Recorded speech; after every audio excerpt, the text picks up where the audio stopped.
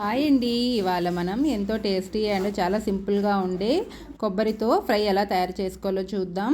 ముందుగా ఇక్కడ చూపించినట్టుగా కొబ్బరిని చిన్న చిన్న ముక్కలుగా కట్ చేసుకోవాలి. చేసుకున్న తర్వాత మిక్సీలో కోర్స్గా గ్రైండ్ చేసుకోవాలి. మరీ ఎక్కువ పేస్ట్ లాగా కాకుండా చేసుకున్న తర్వాత మనం పాన్ పెట్టుకొని అందులో 2 లేదా 3 టేబుల్ స్పూన్ల ఆయిల్ వేసుకొని ఒక 2 లేదా 3 ఎండుమిరపకాయలు, కొద్దిగా ఆవాలు, కరివేపాకు వేసుకొని బాగా వేయించుకోవాలి. వేగిన తర్వాత ఇక్కడ నేను 2 పెద్ద ఉల్లిపాయలు అయితే తీసుకొని సన్నగా కట్ చేసుకొని ఇందులో వేసుకోవాలి. వేసుకున్న తర్వాత బాగా ఫ్రై అయ్యాక మనం గ్రైండ్ చేసి పెట్టుకున్న కొబ్బరి ఇందులో యాడ్ చేసుకోవాలి. తర్వాత కొద్దిగా పసుపు యాడ్ చేసుకొని ఒక 2 లేదా 3 నిమిషాలు మనం మీడియం ఫ్లేమ్లో పెట్టుకొని పచ్చివాసన పోయేంత వరకు వేయించుకోవాలి. తర్వాత 2 టేబుల్ స్పూన్ల సాల్టు, 1 స్పూన్ మనం రెడ్ చిల్లీ పౌడర్ అయితే వేసుకొని బాగా మీడియం ఫ్లేమ్లో వేయించుకోవాలండి. అంతే.